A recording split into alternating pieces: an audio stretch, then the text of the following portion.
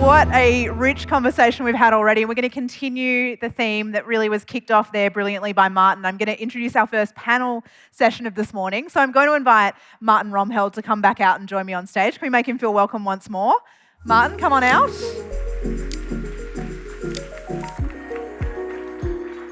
Joining Martin on stage, we've got Roger Atkins, the founder of Electric Vehicles Outlook. Welcome, Roger. Hello. Hi. And then we've got Monika Mikac, who's the Chief Business Officer at QEV Technologies. Yeah. Welcome, Monika. Nice to see you. Good to see you as well. Welcome, Monika. And last but not least, we have Chelsea Sexton, who's an electric vehicle advocate, advisor, speaker, and writer. Make her feel welcome. Chelsea.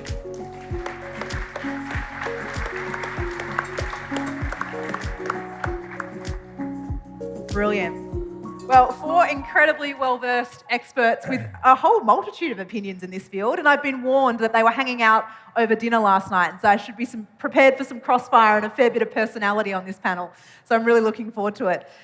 Chelsea, I wanted to kick off with you. One of the things you were talking to me about backstage was that you've had quite an extraordinary, you did your 10,000 hours early in this industry, you put it to me. And it's true, you started really young. You were selling cars when you were in college to pay your way through college, and found yourself getting involved in General Motors and then all of a sudden swept up in this electric vehicle movement. I'm intrigued for you, that's sort of quite a period to span. How do you describe what the electric vehicle market looked like when you first got involved as a 17-year-old to where you see the market now? Can you talk us through the compare and contrast? There's a surprising amount of deja vu, actually, in some sense. I started in the mid-90s, so I've already been at this for 25 years. I'm like the old, grizzled veteran. And yet, at the same time, while it was a smaller scale, we really thought it was going to grow back then. And that, even though at the time ranges were kind of short, but not unlike the Nissan Leaf when it launched, we were in that sort of 80, 100, then 150-mile EV, and we just thought we got to get outside California and those areas. But once people drive them, they're going to love them and they're going to catch on. And so all of those same dynamics of passion were true then, but all of the political dynamics that are still true now were also true then. And so there's a lot of deja vu in both directions of good things are happening, and it is a little bit of a rolling snowball, but I spend so much time now battling complacence with folks that sort of think, it's a rolling snowball, can't be stopped, it'll all take care of itself, we can all go off on holiday now. It's not a problem. That's interesting, and given you touched on the politics, I wouldn't mind jumping in there with you. You're a celebrity, really, within the electric vehicle world, I would say, and had a big role in the documentary Who Killed the Electric Car.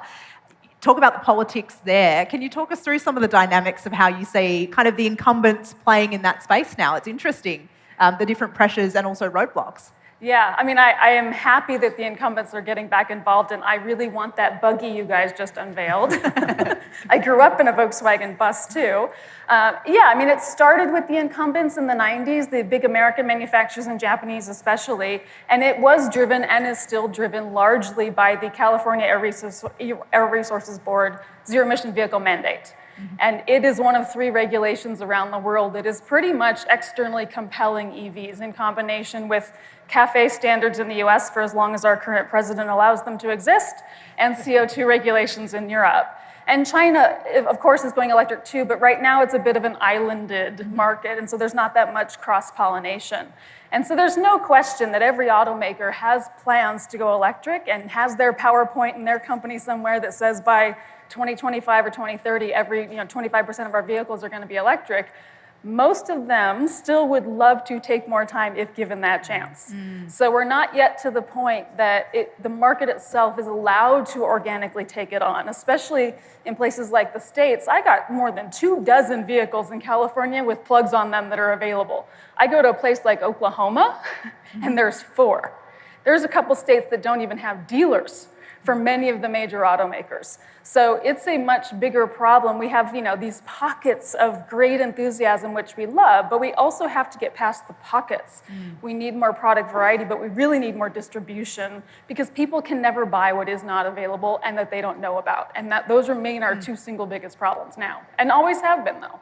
It makes me think about that quote that we often say where the future's already here, but it's just unequally distributed. We've got these different pockets of light, but it's not spread, well and truly across the board. Yeah. Roger, I want to jump to you. Running electric vehicles outlook, you've got your finger on the pulse of how this conversation's playing out across a lot of the globe.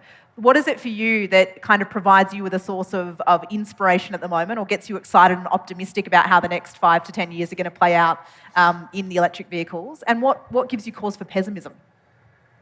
Well, I try not to be pessimistic. You are a very optimistic individual. But when, exactly as Michael was concluding his presentation about, when you see a young person expressing very articulately the challenge that, climatic catastrophe could have on us, it's hard not to feel a bit pessimistic at that moment.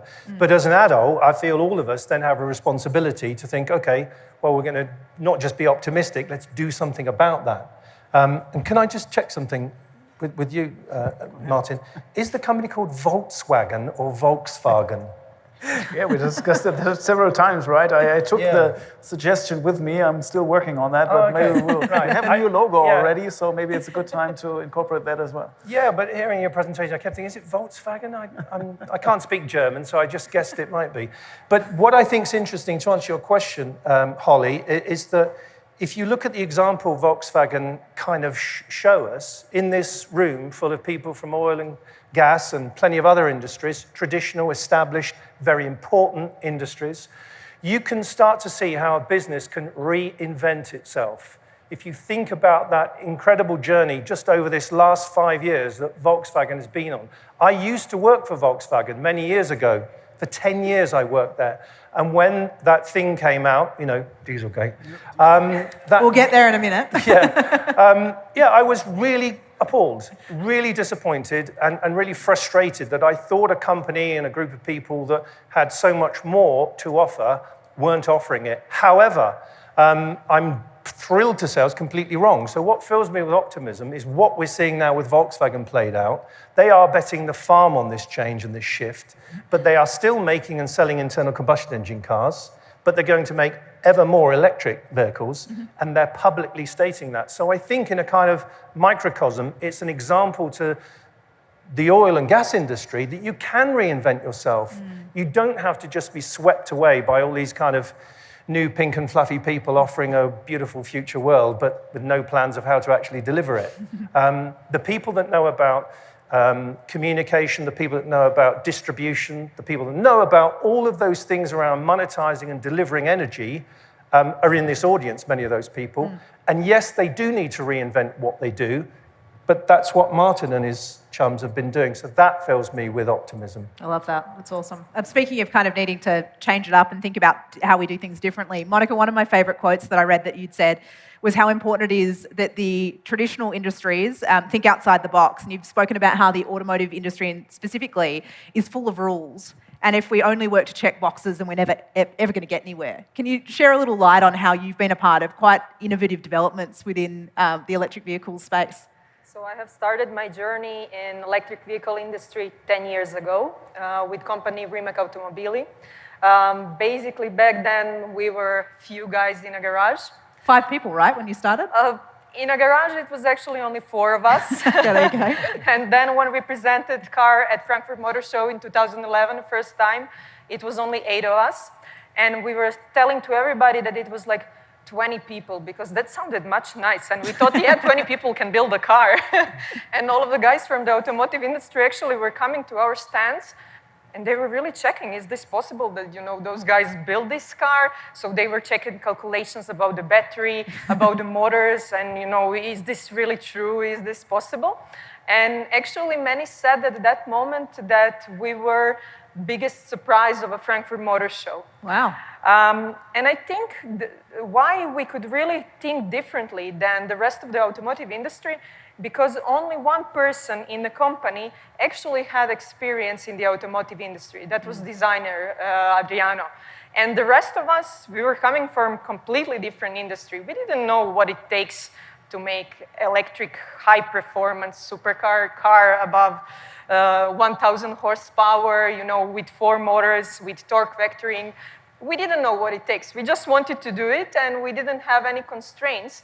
It was a lot of ups and downs, a lot of trial and error, because of course at that moment, even, suppliers, you didn't have suppliers. You couldn't buy motors that we needed.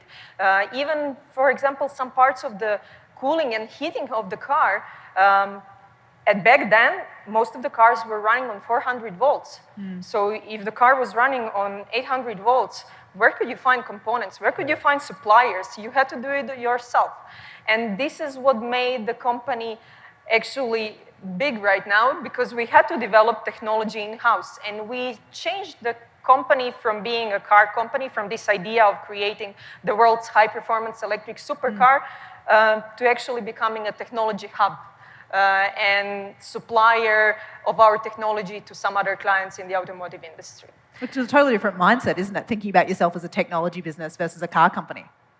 Yes, exactly. So it's car is passion, and most of the people in the company are really passionate about cars, of course.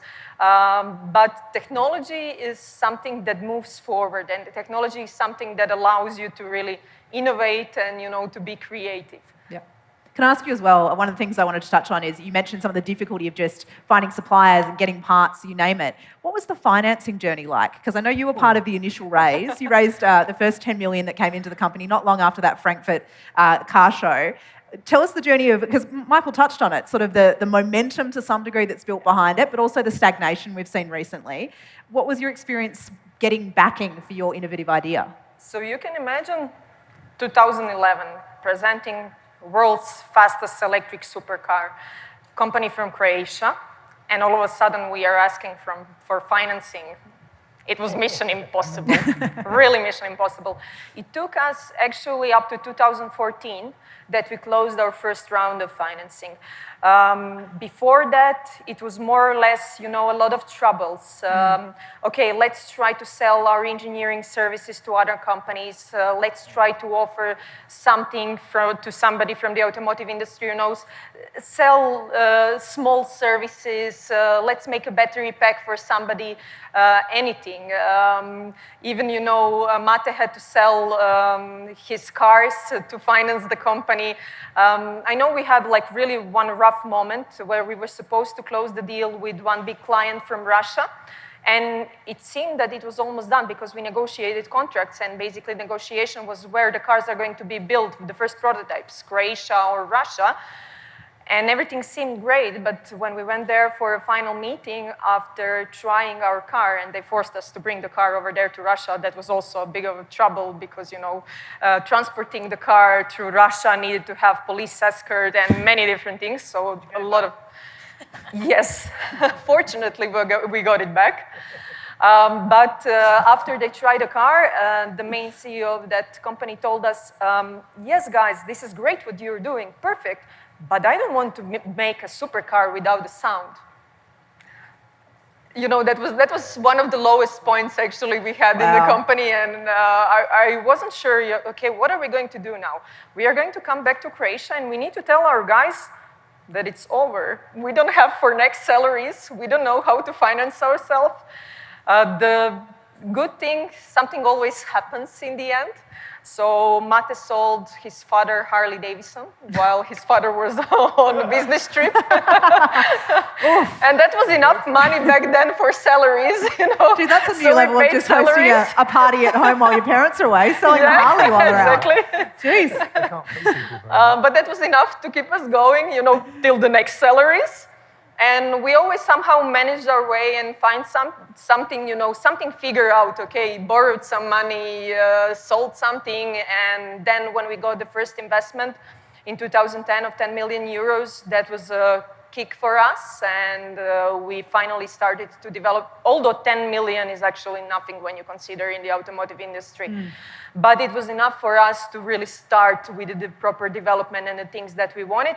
And then the things started to become a bit easier for the second round of financing that we did, because it was, I think even market was more open to investments. Yep. And also we have proven that it is possible really to do it in a small country as Croatia without any industry, not only automotive industry, I would say.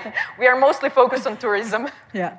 Can I just say, yes, the innovation that Rimac have delivered into electric vehicles is amazing. But I didn't realize there was amazing innovation in Calgary, because this morning we shared an Uber ride in together, and just we got a driverless taxi into, look, what name does it say there? Your driver's name was No Man. Yeah.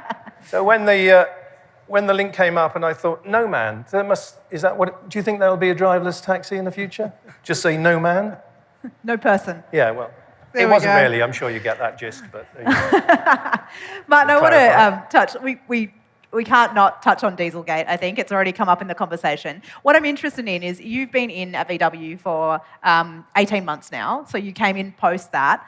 I'm interested in how they sold you on the genuine nature of their cultural transformation. What made you believe, for an organisation that had really just had the rug pulled out from under it across the world, where everyone was confronted by just this extraordinary breakdown of trust. And what made you believe, no, this is an organisation that have completely 180'd and are heading in a new direction now? Why did you join? Yeah.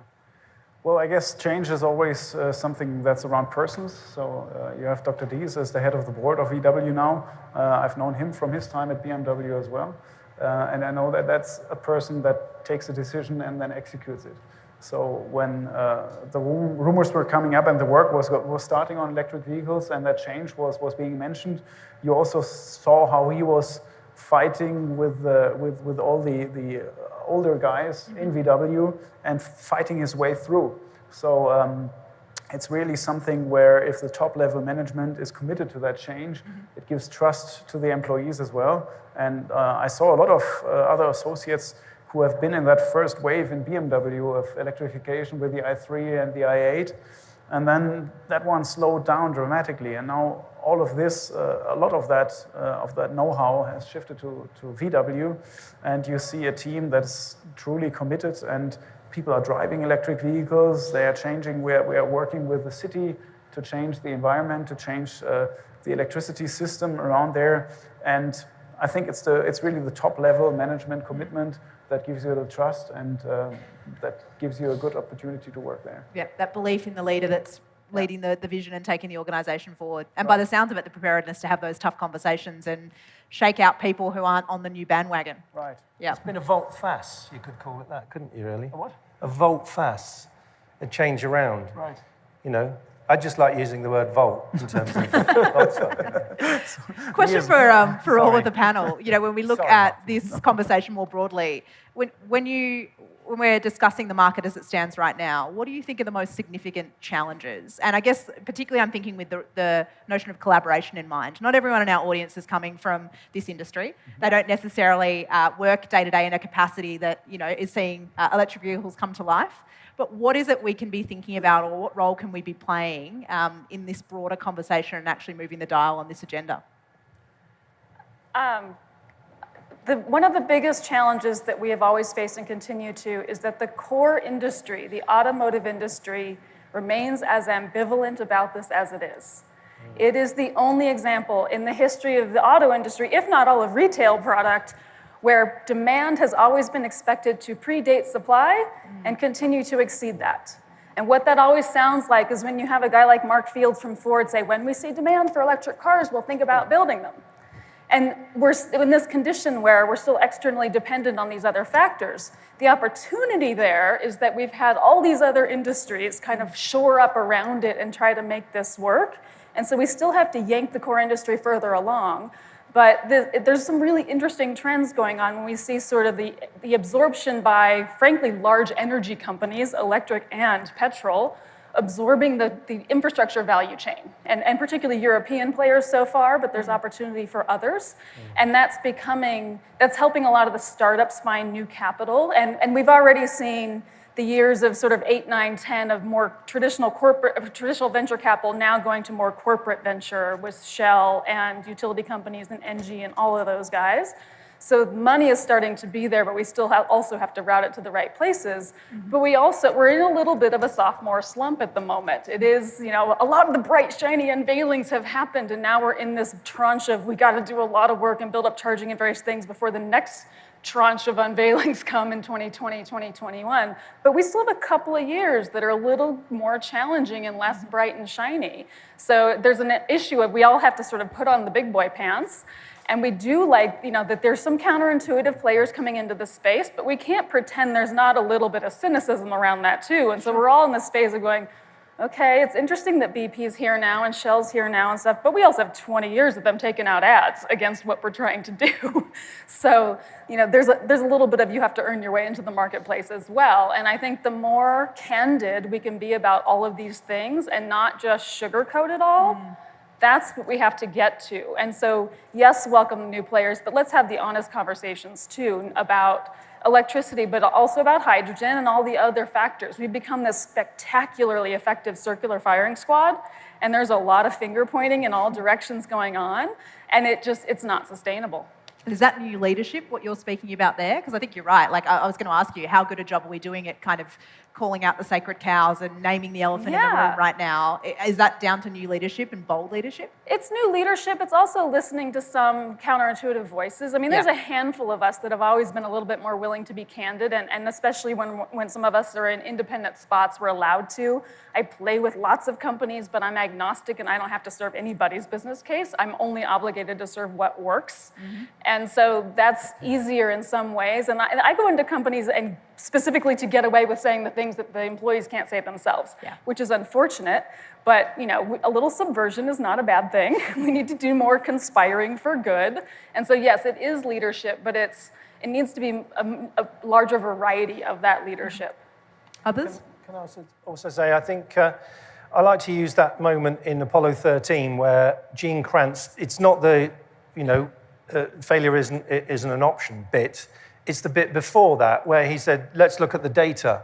Yeah. Let's look at the situation. Let's look at the data. And I think one of the dangers we've got, if you're an electric vehicle advocate, and we've all kind of been involved in it, I know you are now. I mean, you weren't always, but you are now. No choice. That we don't just rush headlong into something and make a big mistake in how we shift it. We've got to transition big industries, countries into a different way of doing things. And we have to do that. That transition has to be in an orderly fashion. Otherwise, we will have these immense unintended consequences. Energy is power, it's geopolitical power. You look at the power Russia has, given oil and gas, and if you look at where China sits in things, in various aspects of how the world works, this shift towards electric vehicles isn't a binary switch. It isn't, let's all drive electric vehicles, let's all have renewable energy, and everything's sorted. The world is much more complex than that, and we have to very intelligently and carefully transition into new energy, into new mobility, into all of these other things. Personally, and I said it on stage with you last year, I don't think we're ever going to see mass adoption of electric vehicles. I don't think everybody in this room one day will own an electric vehicle, because I think at the heart of efficiency, the shift to a circular economy is not owning anything, using stuff. Accessing. Parking a car for 90% of its life, what the hell? That's just so stupid.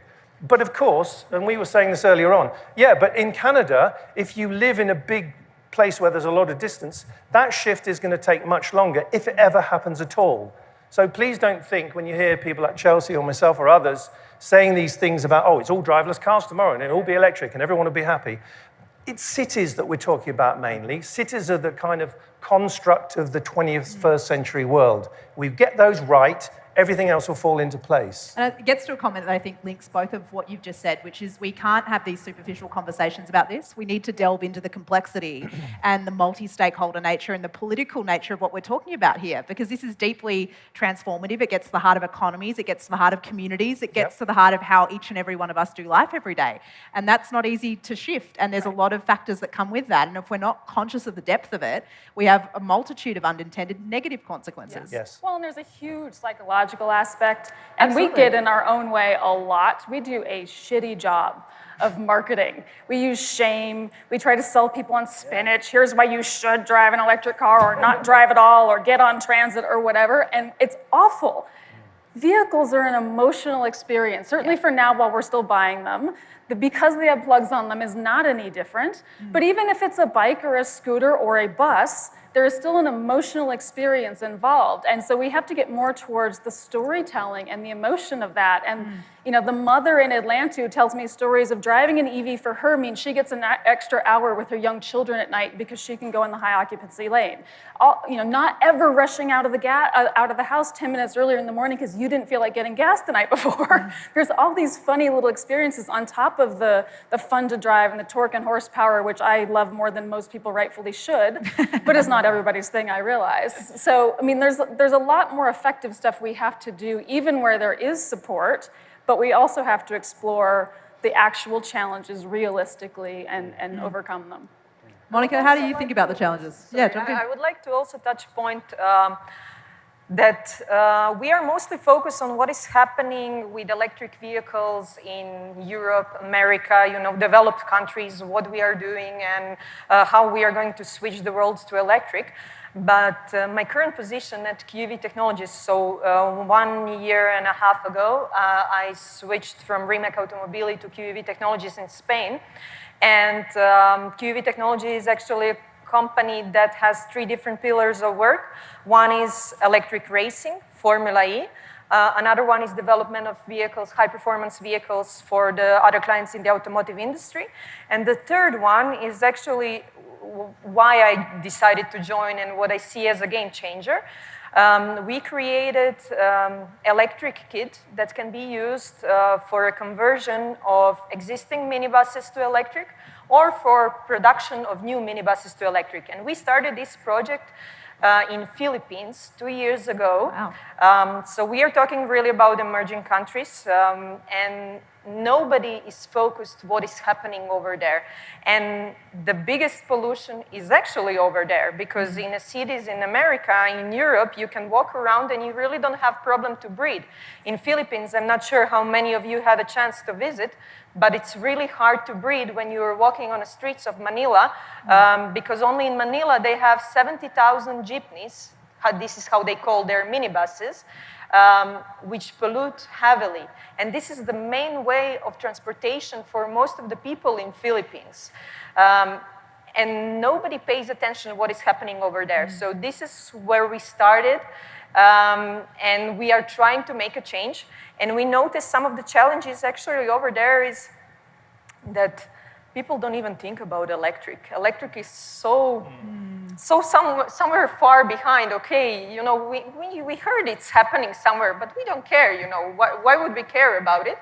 And also, okay, now we managed, after 2 years of working over there, we managed to shift the mind of the people in government, and they really want to make a change. And even World Bank is investing significant funds in modernization of the jeepney program. So things have started to move, but also we were talking about the way how we are making this change, because it can affect a lot of different things. So what is happening, for example, over there? Maybe government could say, okay, let's remove all of the jeepneys from the road, and let's buy electric minibuses from some other places. But in Philippines, you have 5 different minibus manufacturers. And think about it, if all of a sudden you say, no, we don't want your minibuses anymore, we are just going to buy it from China or from some other country. What would happen for the economy? What would happen for those 5 factories and all of the people working over there? Yeah. With this e-kit that we developed, we actually gave them the opportunity. We trained their people, and now they have the opportunity. Anyways, they were buying powertrains from somewhere else and doing the installation, building the body. Now we give them the opportunity to make it electric. I appreciate you not only bringing the developing country perspective to the fore, but I also think highlighting really well there the interdependency of the way that we need to navigate this as a global community, and seeing the ripple effect of decisions made in one part of the world to another, and where we need to be thinking about the prioritisation of resource allocation. Martin, can I jump to you? From the perspective of a company that are going on the pivot here, what's your take on the challenges of actually moving into the mainstream retail market for electric vehicles? Well, the challenges that we're facing in Germany is that now the energy industry and the automotive industry are having a completely new interface. Because in the past, we put the vehicle on the road and we didn't care about anything, right? There were filling stations, somebody was doing the business, somebody had the business, and it all worked out. We maybe had standardized fuel, but that was about it. Yep. And now we are being faced with the question, how do you want to supply all these vehicles? How does the grid cope with that? Where does the energy come from? Is it green? Is it really reliable? And is it sustainable? So we are faced with having to actually getting the production of that vehicle done, which we are pros at. So that works well. We are having a different quality level because we learned how to build cars 100 years ever since. But now we have to talk with the grid operators, right? What is the behavior of the vehicle when charging? How much energy does it need? When does it need the energy? How much vehicles are piling up at what time and in what grid? So we are getting in a very intense discussion with the energy market. And of course we see, and that's probably the other side of Roger's mentioning, that the vehicle, when it's sitting around, suddenly it has a value because it is a mobile storage, right? Yep. It's connected to the grid, it's connected via data to the back ends, so it can be utilized in the energy system, and that's of course a completely new role for the vehicle as well, that it can create added value while sitting there, and this is something where you, and that's probably one of Rimac's examples or advantages, right? You had nobody, so you had to do everything by yourself. Yeah. But in a big company, you have nobody, and everybody says, it's not my job, right? So suddenly you have all these new jobs. Sounds all too familiar with the way that rippled out through the audience there. And then being from the new kids on the block type, suddenly it's all your job, right? That makes the job very fascinating because my work is really from the battery cell all the way through to the power plant. And the question, how does all of that work out, and where's our role? Who do we have to cooperate with? Who is an enemy? Who is a friend? How does his whole world work? And you also have, and that's probably true in your industry as well, you have your management, and that management, the top management, has been brought up for 40 years, 50 years in the old world. So they feel immensely insecure because they have not grown up in that system, right? And it's really hard for them to take decisions. And I think that's one of the big dangers for some of the automotive companies as well, that you're just afraid to take a decision because you don't know where it's leading you. And that's what what I'm hearing you say is we're sort of rewriting the playbook, and then we're having to teach people a totally new set of plays, and both of those things are equally challenging, right? Yes. You know, you've got a whole new set of stakeholder relationships and communications and collaborations you've got to be able to set up, and at the same time you've got to shift habits that we all know are pretty hardwired. This is the way we've been doing things for 40 years. And that's probably one of the things that gave me trust in changing to the company. I think VW is probably the only manufacturer who has his own board member for electric mobility. Yeah, right. Mr. Ulbrich, right? He's responsible for eMobility. No other OEM in Germany that I know has that. And now we have an own board member for digitalization. That's right. That's Christian Sänger, right? So they have modified the board in order to incorporate that change in the top management decision-making process. Yeah. And suddenly you have a board member to talk to, and he has run plants before, right? He comes from production, he comes from bending sheet metal, but he is an engineer and he wants to understand. He keeps asking me questions. We have long discussions at night about how the energy market works, right? And where do we need to go? And that's, for me, a very good thing in that transition, that the top management is not only seeing, okay, I'm the top management, I have to decide now, and, well, I don't know where to go, but I have to decide, I have to be strong. No, they admit that in some instances they have no idea, and they need consulting, and they need to talk to their people, and they listen, and it takes time. We make drawings, all the things. And that's also part of the change, that you're changing the company from a top-down order structure, because the former top management knew how to build cars, right? And they were the best at building cars. So they told everybody how to build a car, right? And now you've got a top management that says, I'm insecure, help me, let's find a way together. And that's a great change in the collaboration as well, and in the whole atmosphere in the company. Massive cultural shift. Can I say something about that kind of background as well? I'm going to sound like Donald Trump for a minute, so please you're not going to jump on me, please. When Donald Trump says, let's make America first again, that's only what Xi Jinping has been saying in China for many years. If you look at the detail behind the China 2025 strategy, which is an industrial strategy covering a whole host of things, they decided some years back now, as I'm sure you know, to target and focus this new energy proposition, new energy being renewables, new energy vehicles being electric vehicles, plugged in hopefully to renewables. And they have systematically gone about bringing together that supply chain, getting into the minerals supply, getting into the supply chain of components, etc., all around the world. And I'm not paranoid about China. I'm actually quite an advocate of some of what goes on in China. Absolutely not everything, of course. But I think we have to be careful and really be grown up about what we're all trying to do and have an intelligent debate between the people that are detractors and the people that, are the opposite. And that we don't work as in little silos, because it may be something that Malcolm Gladwell says tomorrow. Because of social media, we all get in little kind of clubs, little kind of groups, and we all tell each other what we know, so we learn nothing. Yeah. Whereas I love coming to this event, and was so pleased when the guys put it together, because here we are with an audience of people in the oil and gas industry, and we're, electric vehicle people. You'd think we'd hate each other. But actually, it's the last thing we should do. We have to help each other. We hope you want what we want, and we don't want you to all lose your jobs. So the whole thing around managing this transition needs intelligent discussion, and we have to be aware of big things like China's ambition to, dominate the world in many ways. Now, mindful of the time, unfortunately, this session is drawing rapidly to a close. I'd love to throw to each of our panelists in turn and just ask you for a quick 30 to 60 seconds, if you could leave our audience today with one takeaway, one thing to go ruminate over, some food for thought, a challenging provocation, what would you like to leave them with? I think we have to be very careful not to force future mobility to behave like past mobility. It needs to accomplish the same things, but perhaps not in the same ways.